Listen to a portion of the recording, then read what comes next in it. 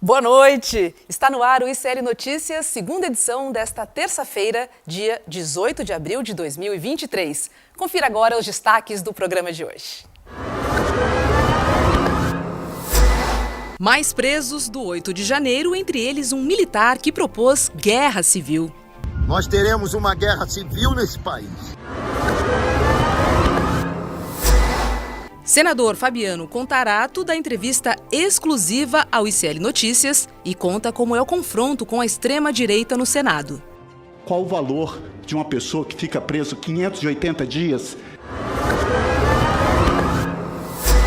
O advogado que acusou Sérgio Moro de corrupção pede para adiar seu depoimento no Brasil. Veja com o jornalista Chico Alves. E mais, análise do mercado financeiro com Débora Maganha e tem ainda a opinião de César Calejon, Chico Sá e Guga Noblar sobre os principais temas do dia.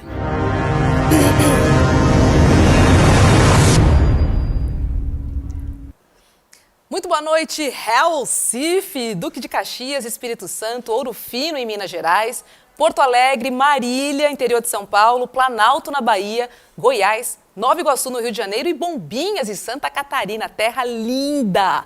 Boa noite, César Calejon. Boa noite, Rô, boa noite, comunidade CL, boa noite, Chico Sá, meu camarada, é um prazer estar com vocês, vamos nessa. Boa noite, Chico. Boa noite, Maringá, a terra do Moro. Tem um bocado de gente esperando a gente falar dele hoje, porque não gostam muito do rapaz por lá. Boa noite, Sandra de Maringá. Limpa aqui, ó. É uma audiência qualificada, Exatamente. Né? Bom, daqui a pouco tem uma entrevista exclusiva com o senador Fabiano Contarato, líder do PT no Senado. Fica aí, porque vai ser quente. Começamos com a Polícia Federal, que hoje prendeu 16 pessoas na nova fase da Operação Lesa Pátria, contra participantes dos atos golpistas do dia 8 de janeiro. Entre eles, o tenente-coronel da Reserva da Aeronáutica, Euro Brasílico Vieira Magalhães. Nós temos um vídeo dele. Vamos dar uma olhadinha. Depois a gente vai chamar o Chico Alves. Alguém vai salvar o Brasil. Se não for as Forças Armadas para recuperar a sua glória, a sua honra, o povo vai se organizar. Nós teremos uma guerra civil nesse país. Mas o Brasil não será comunista. O Brasil não será dominado pelos estrangeiros. O Brasil será nosso país, nossa pátria. O país é a pátria de todos nós, né? E parece que tem até um roteirinho embaixo, que ele tá dando uma olhadinha, né? Foi uma coisa golpismo com teleprompter. Viu? Deixa eu chamar Guga Noblar, diretamente de Brasília, e nosso parceiro aqui de todas as horas, de todos os ICLs, Chico Alves. Boa noite para vocês dois. Boa noite, primeiro Guga. Boa noite, Chico, os dois Chicos, Calejon e Rô, tamo junto. Boa noite, querido. Boa noite, querido. Pois é, Chico Alves, boa noite para você. E olha só, temos um tenente-coronel da Reserva da Aeronáutica, um nome fácil, né? Euro Brasílico Vieira Magalhães. E ele aí participou, né? Foi preso na nova fase da Operação Lesa Pátria. Boa noite, Roberta. Boa noite, Guga, César, Chico e todo mundo que está vendo a gente. Euro Brasílico, né? Parece um conto, né? Um conto surreal, né? Um conto fantástico, né? E aí é um militar que é um daqueles que está imbuído da ideia, convencido da ideia de que a farda transforma as pessoas em super-homens, e acha que quem usa farda é mais honesto, mais capaz que o restante dos brasileiros, que civis. E aí entra nesse transe, tem esse transe inicial, né, de gente que acha que a farda é algo divino, né, que transforma as pessoas que dá superpoderes às pessoas, e esse militar é um deles, e acha que tem uma ameaça comunista à porta do Brasil, que muitos desses que invadiram aí as sedes dos três poderes em Brasília no dia 8 de janeiro achavam. Ou seja, nem uma coisa nem outra, nem as fardas, quem usa farda é superior aos civis, muito pelo contrário. Na verdade, o poder é civil, os militares são subordinados, têm que ser subordinados aos civis, e não tem nenhuma ameaça comunista, não existe isso. Existe um transe em que esse tenente e outro militar que foi preso também, uma, uma candidata a deputada derrotada pelo PL, também foi presa hoje. Todos esses se embarcaram e ele foi preso, e que ótimo que a gente está vendo alguém que é do grupo militar, que é das Forças Armadas, sendo preso normalmente, sem nenhuma convulsão, sem nenhuma reação de nenhuma autoridade das Forças Armadas, sem nenhum comentário no Twitter de nenhum general, almirante ou brigadeiro. E é isso, a vida tem que seguir assim. Quem participou desses atos, desse dia trágico para a história brasileira, né? Quem participou disso tem que pagar, tem que ser punido, seja militar ou civil, e ele é um dos que, pelo jeito, vai ser punido, se for provada a acusação contra ele, e vida que segue. É isso aí, vamos continuar investigando e punindo. César, este senhor, como você gosta de dizer, estava propondo guerra civil. Abertamente, e é um quadro que demonstra com muita ênfase o nível do psiquismo dessas pessoas, entende? Você vê que ele está absolutamente consumido ali por esse tipo de fantasia do que o comunismo, de que a gente vai ter uma guerra civil no país, e o que acontece em última análise é que ele termina preso. Né? Não houve guerra civil no país, houve sim todo aquele movimento de violência, de depredação, de tentar subverter os nossos valores republicanos, mas, por fim, figuras como essa acabam sendo presas. Eu concordo com o Chico, isso é o que tem que acontecer, independentemente da tua farda ou da tua patente ou de posição societária para todos os efeitos, você precisa responder na medida da lei, porque essa é a função precípua do direito. A primeira função do direito é pacificar a sociedade, e ele só pode exercer essa função se as pessoas que estão sujeitas a esse direito se sentem compelidas a assim fazê-lo. Se você tem uma figura dessa, que vem a público, grava um vídeo, incita abertamente um golpe de Estado e diz que caso isso não aconteça a gente vai ter uma guerra civil, e nada aconteça, é óbvio que o estímulo, a mensagem que isso envia para futuros projetos de déspotas ou gente dessa mesma índole é absolutamente equivocado e reforça esse tipo de comportamento. Parece um grande avanço, é isso aí que tem que acontecer. Essas pessoas precisam responder na medida da lei, Rô. Guga, você acha que a prisão de militares pode causar algum tipo de reação nos quartéis? Qual a sua opinião? Primeiro, eu tô tendo um mini problema aqui de conexão, eu acho, porque às vezes a cada 5 segundos fica metálica a voz de Luiz e dá uma travadinha. Então, se acontecer de travar do meu lado, me avisa também, por favor. Posso fazer uma proposta? Quer tentar reconectar? Tá. Ou você quer tentar já, assim? A gente está ouvindo isso que você falou, um pouco a tua voz metálica. Acho que de repente, enquanto o Chico Sá faz a análise dele, você se reconecta, Guga. Pode ser? Pior que eu já fiz 3 vezes, eu reconectei 3 vezes. Eu vou tentar tá chovendo aí em Brasília? Porque não, aqui em São tá Paulo normal, o mundo tá caindo e a conexão fica realmente aqui tá muito ruim. tranquilo. Eu acho que eu fiz 3. Bom, enfim, eu vou. Querem que eu me reconecte? Eu tentei 3 vezes, eu não sei se vai adiantar. Mas eu vou tentar e eu volto. Se não der, eu vou falando assim. Eu vou voltar. Tá bom, querido. Combinado. Chico, você acha que pode rolar algum tipo de reação nos quartéis? Olha, eu creio que não, que os comandantes das forças já passaram uma nova mensagem, que é cumprir o regulamento. Os caras têm lá um regulamentozinho bonitinho que diz: de farda não, meu filho, não pode fazer campanha, nem pode gritar aqui contra Lula ou contra quem quer que seja, tem que obedecer a cartilha e vamos embora. Eu creio que não deve haver nenhum motim, essas pessoas têm que ser punidas. Eu acho que não teremos nenhuma Argentina 85, que seria o meu sonho, seria o sonho do país, porque definitivamente a gente tirava da história essa ideia de 4 anos vem os militares propor algum golpe, alguma coisa dessa natureza. A Silvia Colombo, aqui em conversa com a gente, falou muito bem qual a diferença da extrema-direita argentina para o resto da América Latina. Lá não tem mais militar no meio dessa parada. Sabe? Não tem militar fazendo esse tipo de coisa. Não tem. Por quê? Foram punidos em 85. E pronto, a sociedade pediu a punição, foi feita e foi resolvida a parada. Aqui eu não acredito que vai haver nenhum motim, eu acho que a coisa está muito bem controlada e é o mínimo que a gente vai ter. É um militar, outro que, olha, não tem nem os generais, o general Heleno, sabe, aquele todo metido a manda em tudo e etc., e falava alto, fugiu de um depoimento agora na CPI do golpe que acontece na Câmara Distrital de Brasília, que é o equivalente à Assembleia Legislativa de lá. Então, sabe, é o mínimo que está acontecendo. Fala, e devolveu o Rolex hoje. Tranquilo, de forma tranquila e pacífica, devolveu um Rolex como foi orientado pelo TCU e nada, não teve nenhum levante, a caserna continua calma como sempre esteve. Essa é uma cena, né? O general Heleno todo, né, metido chefe do GSI. O chefe do ex-GSI, vai lá e deposita seu Rolex.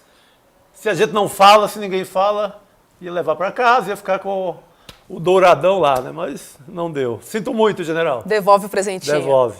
E hoje o ministro Dias Toffoli, do STF, votou pelo recebimento das denúncias contra 100 pessoas acusadas de envolvimentos nos atos golpistas no dia 8 de janeiro. Toffoli seguiu o voto do relator Alexandre de Moraes, hoje pela manhã. Alexandre votou ontem na madrugada, em torno da meia-noite.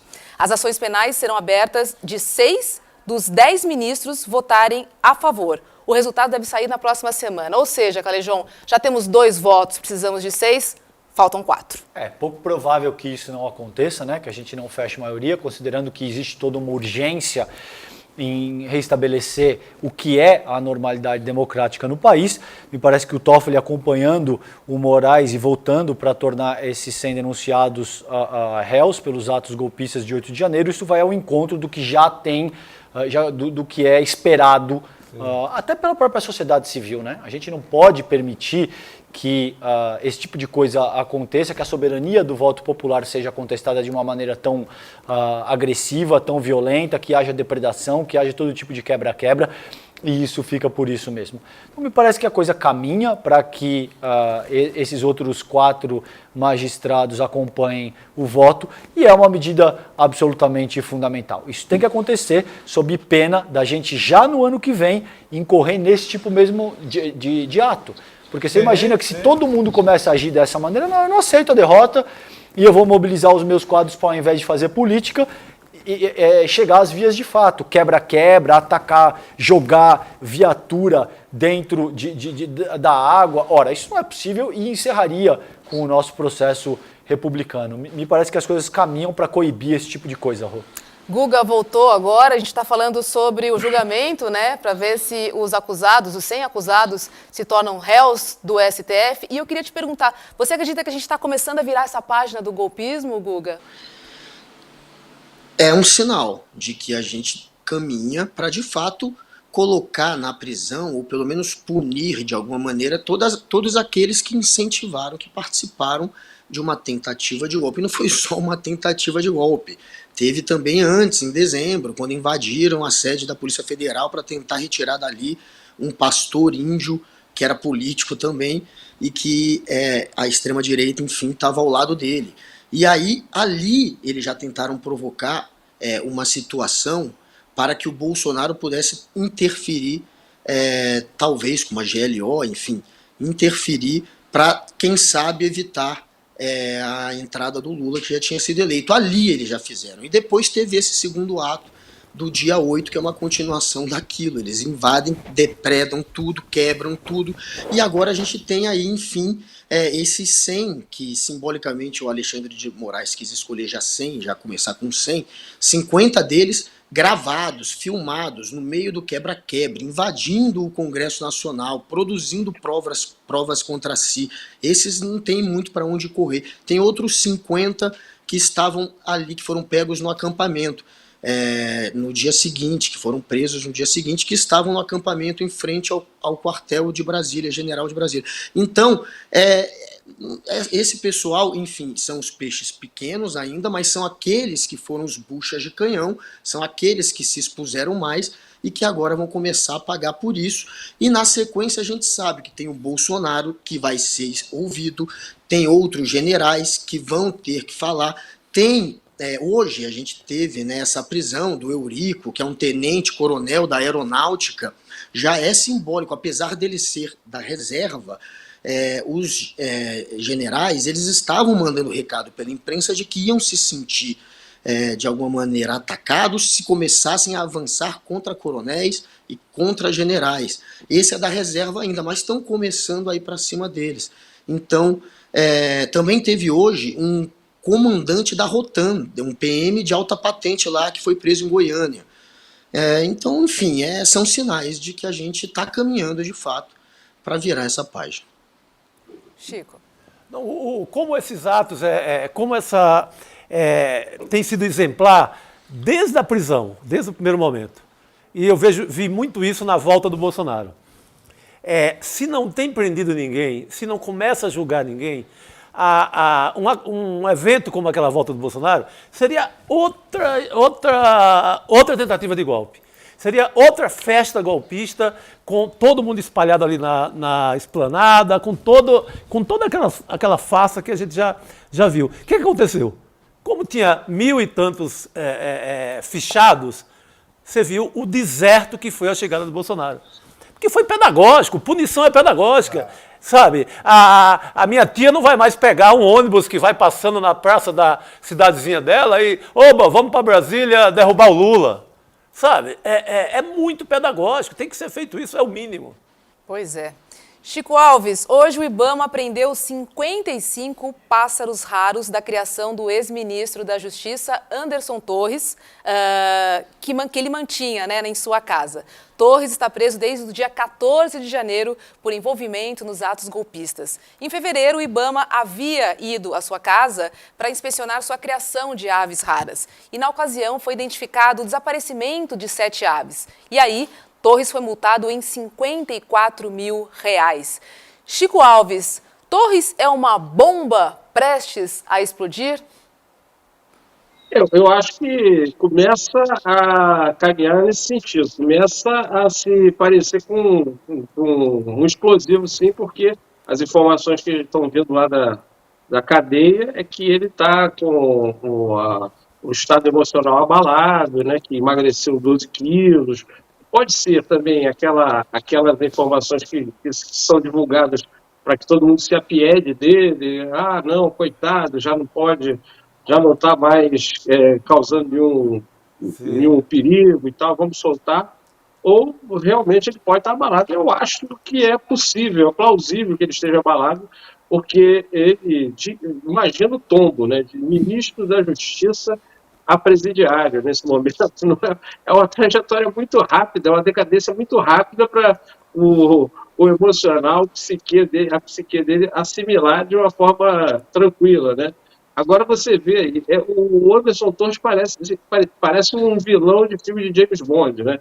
Além de arquitetar golpe, a participar de campanha contra as urnas eletrônicas, tem a minuta do golpe, deixa Brasília ao domínio dos depredadores, ainda tem aves, ainda guarda aves raras, ele pega aves raras e deixa várias delas em casa, quer dizer, assim, desde os grandes delitos aos pequenos, aqueles vilões icônicos dos filmes de James Bond eram assim, né? Tinham tanto a maldade extrema quanto nos detalhes, assim. Então a gente vai sabendo das minúcias da conduta do Anderson Torres que vão desabonando ele ainda mais. Agora, só queria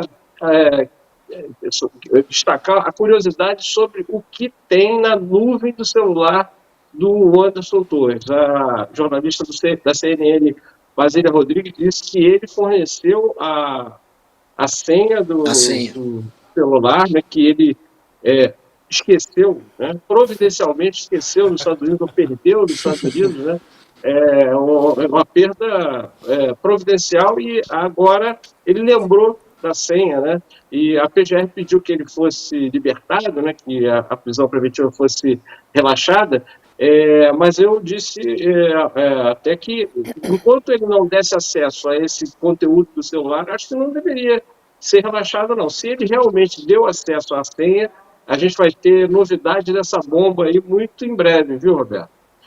E eu acho que esse é o caso, Chico. Eu acho que esse é um ponto central. Ele perdeu, mas dependendo das circunstâncias, ele lembra qual é a senha, aonde está o celular, o que ele sabe, e tem muita coisa que esse senhor sabe.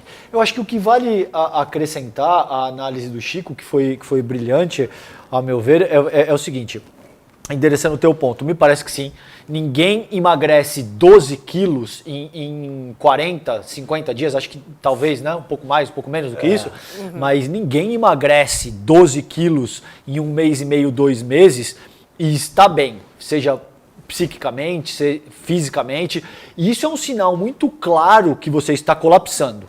Você já não está aguentando mais o que quer que esteja enfrentando. 12 quilos nesse período é absolutamente estarrecedor. E em seguida, eu acrescentaria aqui na minha análise o seguinte, Rô, a prisão do Anderson Torres é a síntese perfeita do que acontece com os bolsonaristas que defenderam as propostas do Jair Bolsonaro e em seguida são sumariamente abandonados. Perfeito. Isso aconteceu com o Anderson Torres, aconteceu com o Daniel Silveira, essas pessoas estão todas presas. Onde estava o senhor Jair Bolsonaro nessa ocasião? Inaugurando hamburgueria nos Estados Unidos, ficando em casa de luxo de lutador de MMA, comendo e vivendo tudo do bom e do melhor.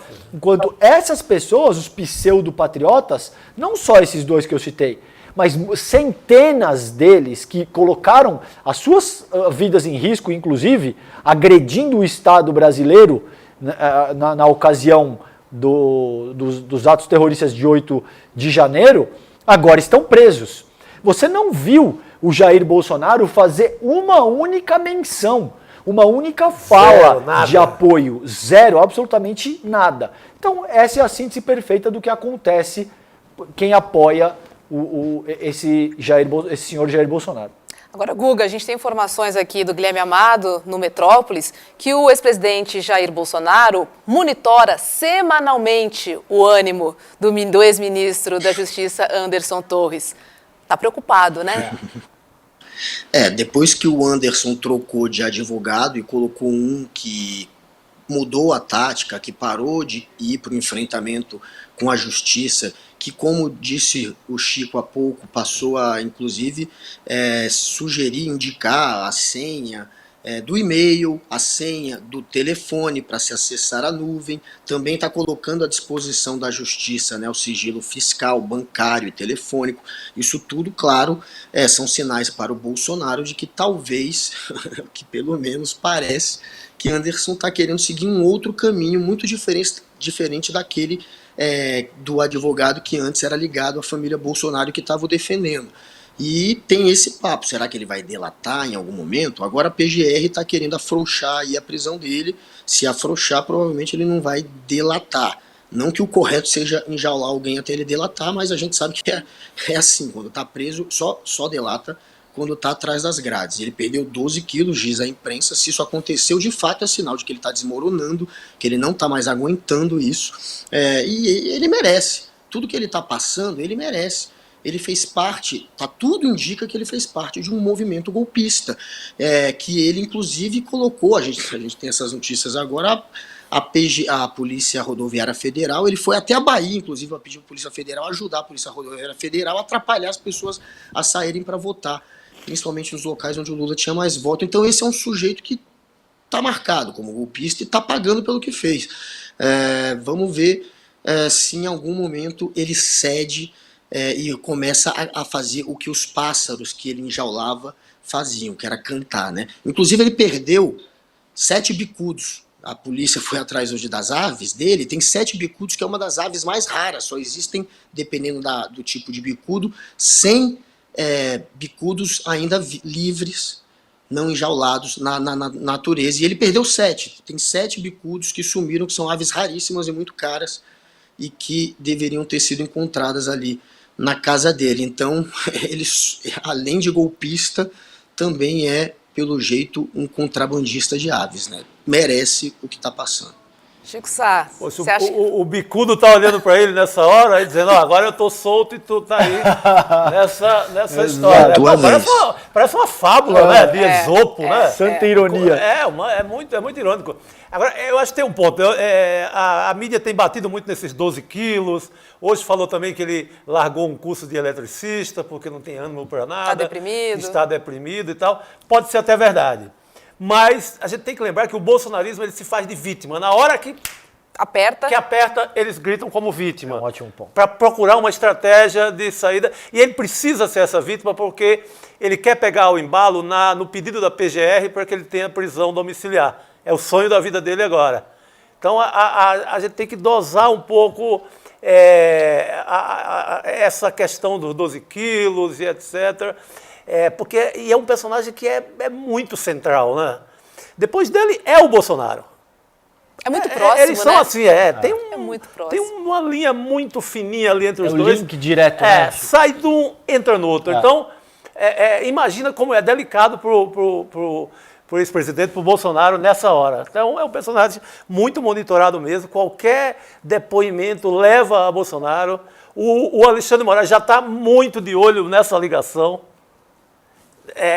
Que liga também os filhos. Então, é um personagem bomba, sabe? Isso o Bolsonaro depende muito do humor dele, do estado psicológico dele.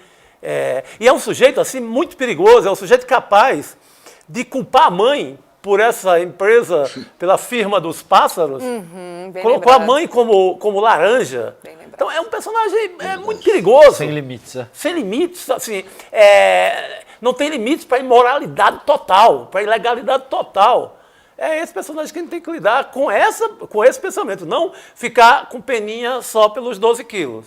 Sim. Que pode ser reais, mas há um papel de vítima. Ele começa a traçar um personagem muito vitimado, muito abandonado, e isso é perigoso. Talvez tenha como objetivo sensibilizar, né? Esse é o teu ponto, considerando que, olha, vocês vão matar essa pessoa. Vão matar o cara lá e tal. Eu acho que tem que ir junta médica, tem que avaliar as condições de saúde, o estado de saúde, porque também não pode matar. Claro, nada nem parecido com isso. Se ele está em mãos do Estado, o Estado tem que cuidar. Claro, é protocolar, exatamente. Tem que ir uma junta médica imediato e fazer um trabalho rigoroso.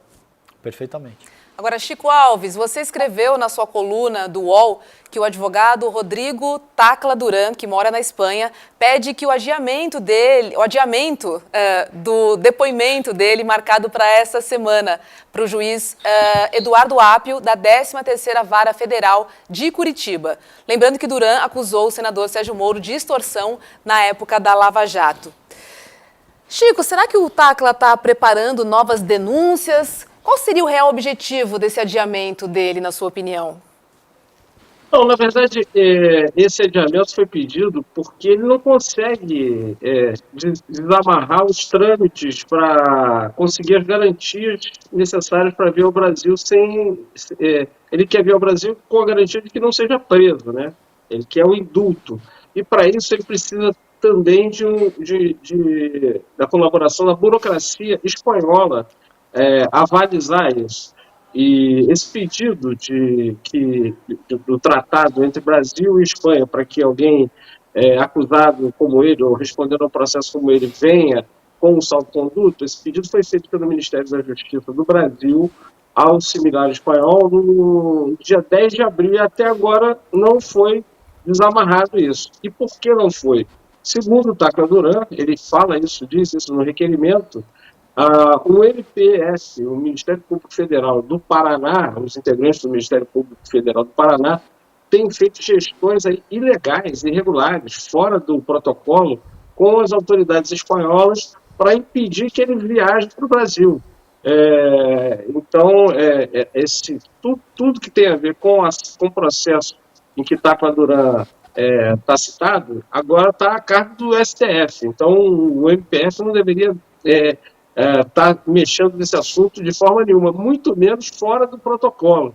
Então, agora é caso do ministro da Justiça, Flávio Dino, do Ministério da Justiça, tomar providência, checar essa ação irregular que o Tacla Duran acusa que o MPF está fazendo, na nota que eu fiz antes de publicar, eu mandei um e-mail para a assessoria de imprensa do MPF do Paraná, perguntando se eles tinham algum comentário a fazer sobre a acusação do Taquadurã. Não veio resposta até agora. E o juiz Eduardo Apes, da 13ª Vara Federal de Curitiba, que tinha a intenção de ouvir o Taquadurã presencialmente ainda essa semana, ele foi obrigado, diante do pedido do advogado Taquadurã, ele foi obrigado a adiar a audiência. Essa sessão foi adiada e vai se esperar essa burocracia ser desamarrada. Mas a gente vê aí, então, que na República de Curitiba, apesar de Moro ter saído da 13ª vaga, né, o Apio é agora o titular, ainda tem lá a Gabriela Hart, e tem lá o MPF agindo de uma forma completamente fora de parâmetro. Então alguém tem que tomar alguma providência quanto a isso, se for verdade, né? Claro, estou me louvando no requerimento feito pelo Taquadurã. Então, se for verdade isso não pode continuar dessa forma, o MPF agindo para uma testemunha não vir ao Brasil para depor presencialmente. Isso é um absurdo. Vamos dar uma olhadinha na arte que o ICL fez, que mostra realmente várias conexões, Chico.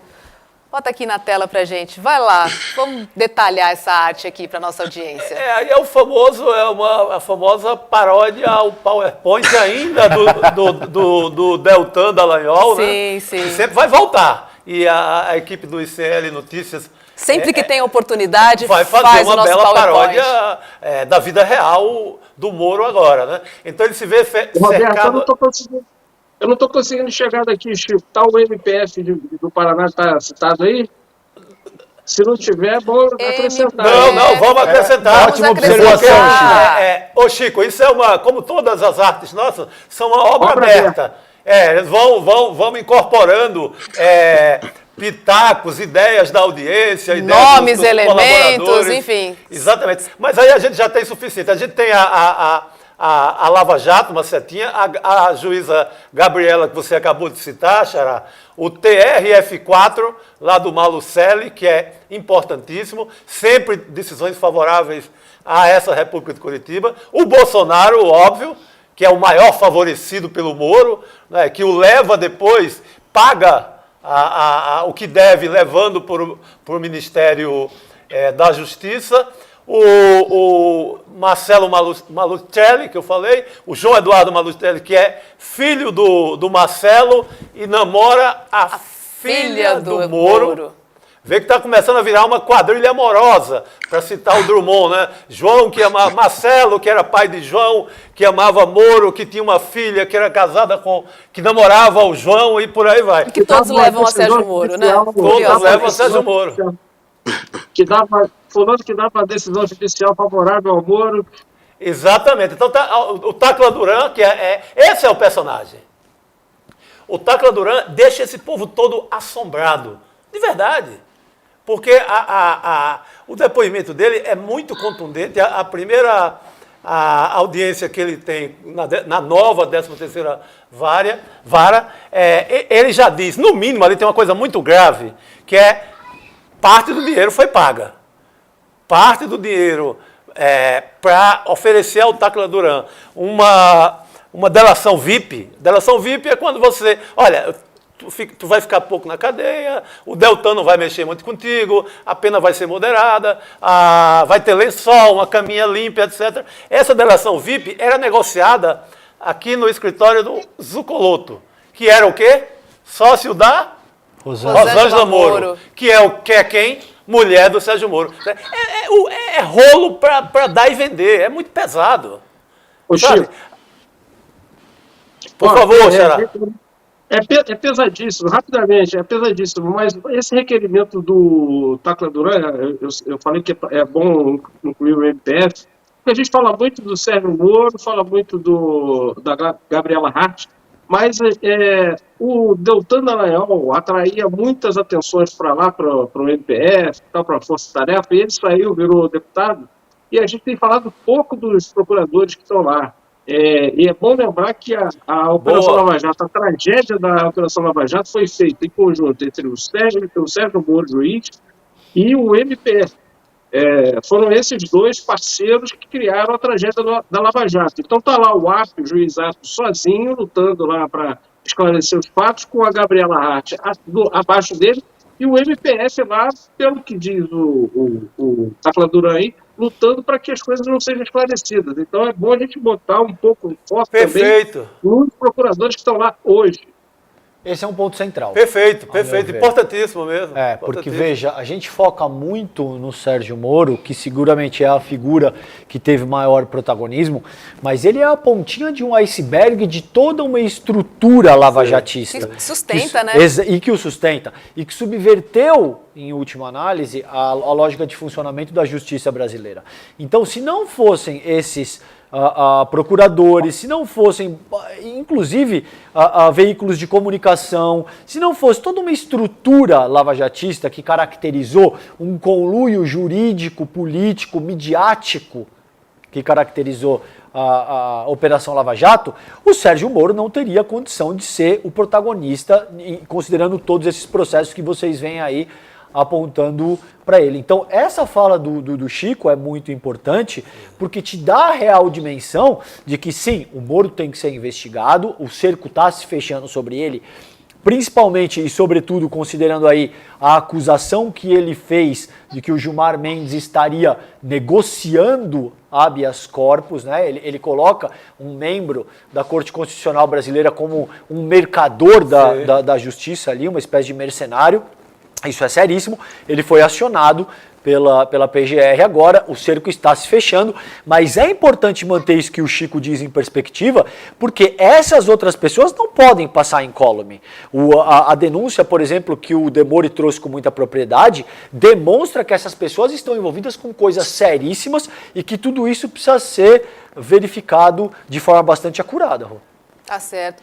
Guga, sentiu falta de algum personagem nessa nossa arte que está em construção e é atualizada porque as notícias pipocam todos os dias e a toda hora? Filhos do Januário, aquele grupo lá de procuradores. Boa, Filhos do Januário. CIA, talvez a CIA também, porque... Por que não? Claro, Guga.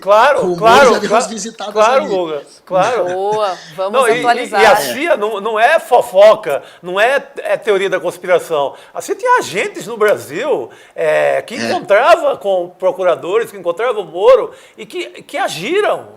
Não estamos falando de teoria, parece um filme de espionagem, mas não é, foi vida real em Curitiba.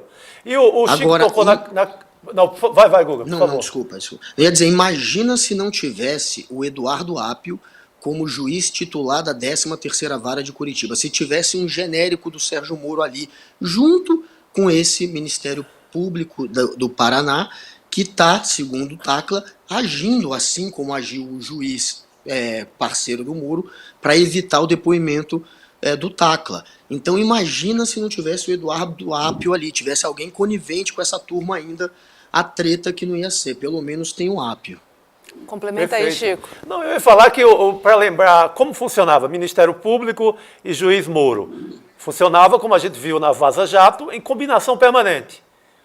Cafezinho, vinho e combinação. Combinava o cara que acusa combinando com o juiz que vai aceitar a denúncia. Jogo de cartas marcadas. O Dedê, o Delanhol com o Moro. E agora, só para a gente ter uma ideia desse efeito do Ministério Público que o Chico está falando. Agora, o contrário, tudo que o juiz pensa vai ser combatido por essa turma do Ministério Público e não vai chegar nada para ele e vão tentar, de todas as formas, fazer com que esse personagem, Tacla Duran, nunca pise no Brasil. Porque se pisar, meu Deus. Agora, Chico Alves, o desembargador Marcelo Malucelli disse que não pediu a prisão do Tacla Duran. Vamos dar uma olhadinha na decisão aqui na nossa tela? Bota aqui na nossa tela para a gente dar uma olhada. Olha lá, ó. TRF4 restabelece ordem de prisão preventiva do advogado Rodrigo Tacla Duran. Quer dizer, a gente tem o documento, mas ele diz que não foi feito. Explica um pouco para a gente esse imbróglio, Chico Alves. Eu vou te dizer o seguinte, eu, inclusive, na coluna, publiquei que ele tinha revalidado essa prisão preventiva do Tacla Duran, né? Baseado nessa informação que você mostrou aí, foi veiculada no site do TRF4. Mas ele, o desembargador Malucelli, argumentou com o STF que na decisão dele não tinha nada que desse a entender isso, que estava revalidando a prisão preventiva de Tacla Duran. E essa informação que estava no site do TRF4 foi retirada. Então, a assessoria de imprensa reconhece que eles, da assessoria, fizeram uma interpretação errônea da decisão do Malucelli. Eu, então, peguei a decisão e dei para dois juristas avaliarem, um deles o amigo colunista do UOL e amigo Walter Mairovitch. Eles confirmam que, pelo que eles veem na decisão, não houve esse pedido de revalidação, não houve essa ordem de revalidação da prisão preventiva de Tacla Duran.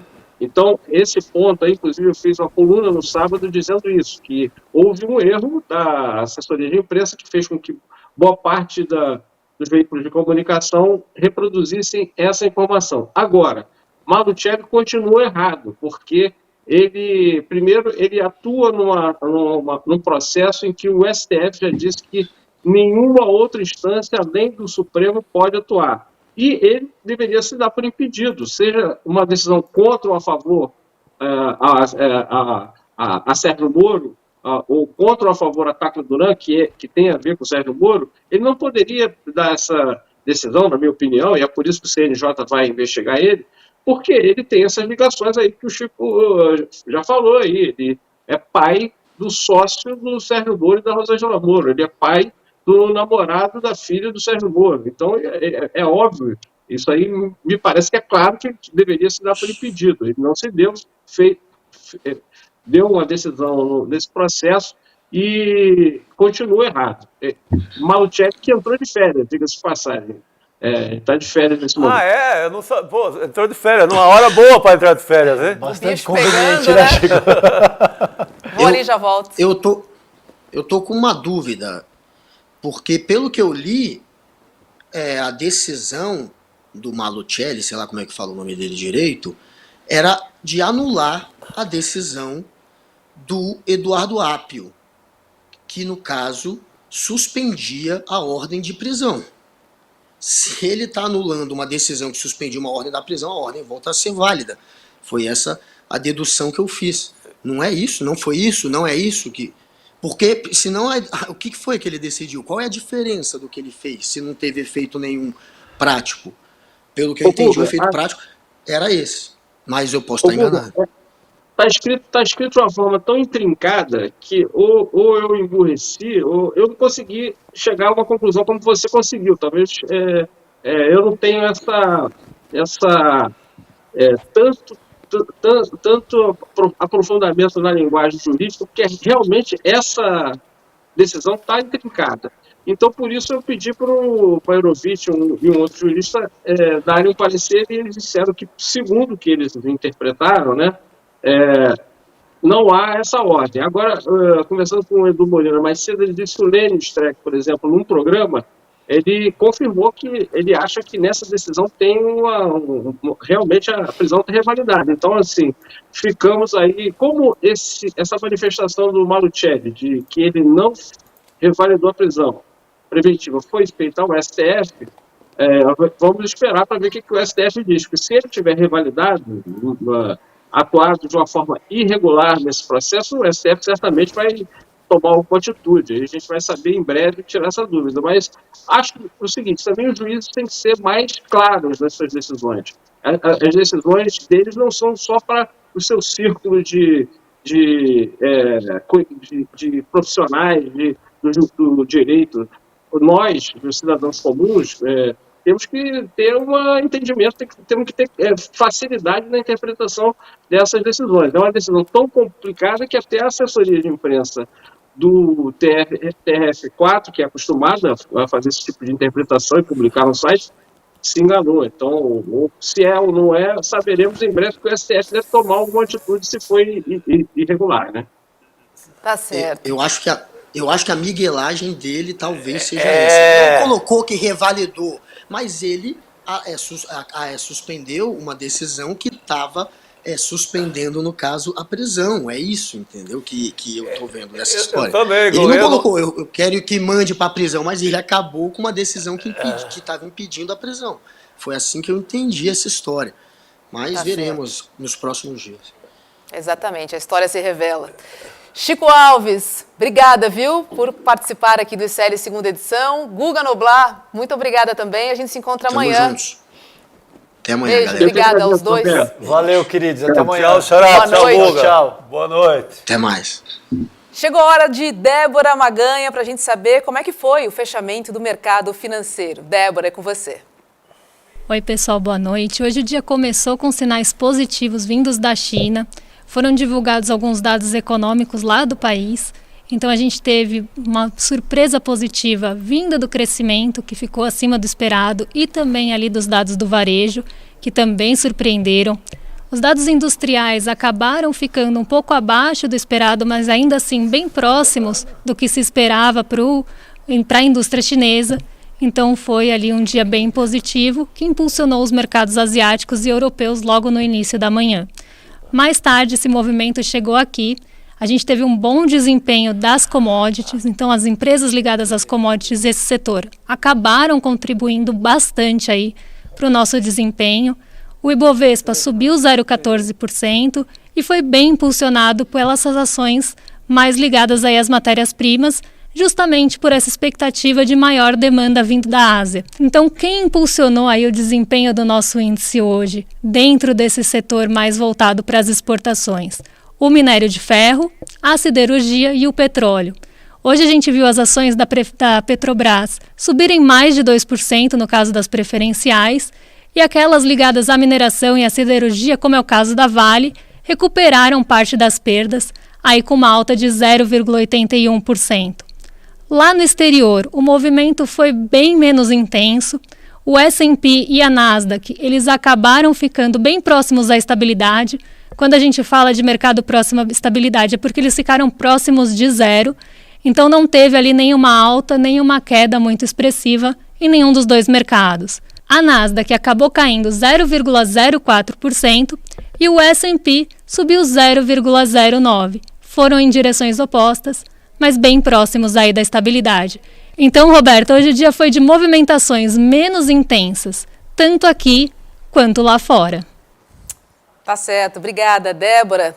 Eu quero me desculpar, com a nossa audiência. A gente tinha uma entrevista com o senador Fabiano Contarato, mas tivemos problemas de conexão. Tentamos até o último momento, mas a gente vai ficar devendo essa entrevista aqui no ICL. Rapidinho, passando para amanhã, tem Desperta logo às 7 da manhã, às 8 tem ICL primeira edição, vou estar lá, Vivian já está se recuperando, e depois tem ICL segunda edição com esse time aqui maravilhoso às 7 horas da noite. Recado dado, boa noite, Calejão, boa noite, Chico Sá, boa noite, até amanhã, bom descanso. Tchau, tchau, gente, fiquem bem. Até mais. Até mais.